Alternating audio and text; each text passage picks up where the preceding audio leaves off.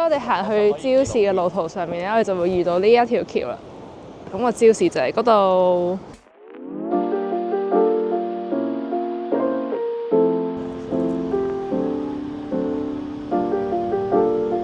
呢度就係個朝市啦。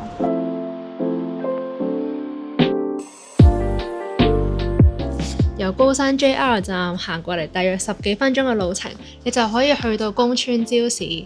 呢度你可以揾到各種手工藝品、生果同埋當地嘅小食等等。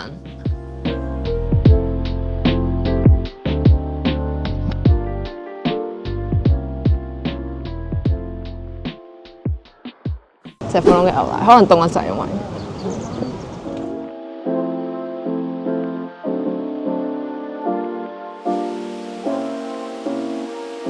旁邊仲會見到好多鴨仔喺條河嗰度游水，超級得意。喺嗰度散步都特別舒服嘅啫。中意鴨仔多啲。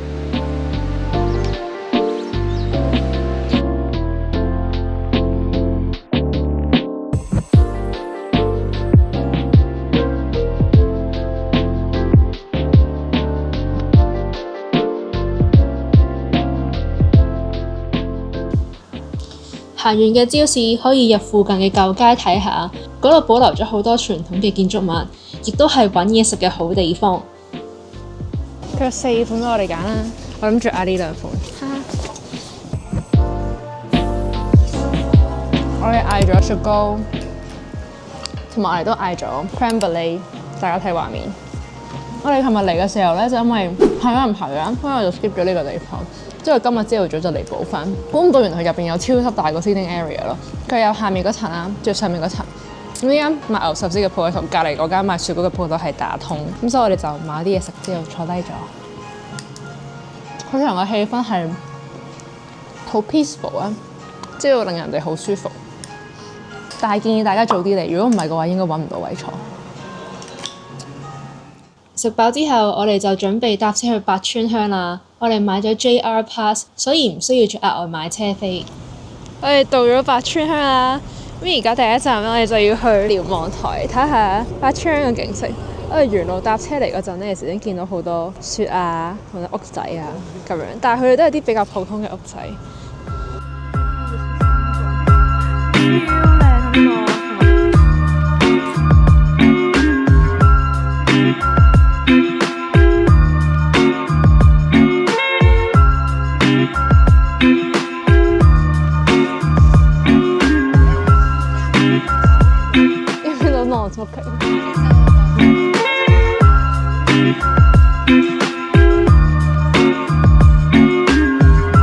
大家喺度玩星球大戰，我好驚打中我。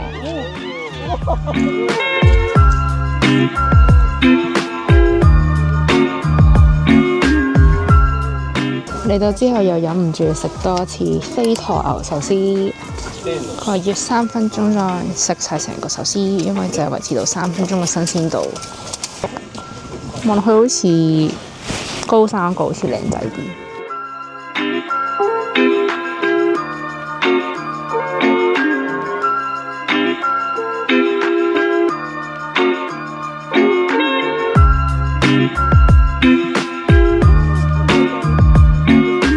超好天啦，有冇雲睇得好清楚。咁你見到呢啲就係合掌屋啦。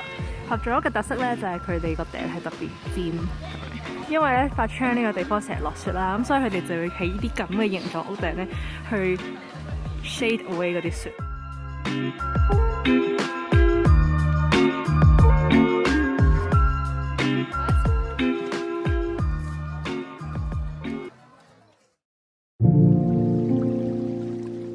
喺呢度順便介紹埋另一個可以喺 JR 高山站轉乘嘅地方，就係新圍高高山纜車啦。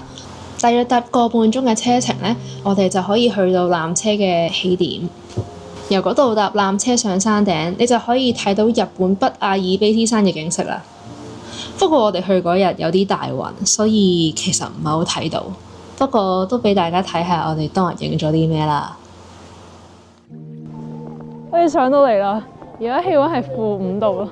但我想講咧，今日勁大霧咯，之後咩都睇唔到咯。我俾大家睇下。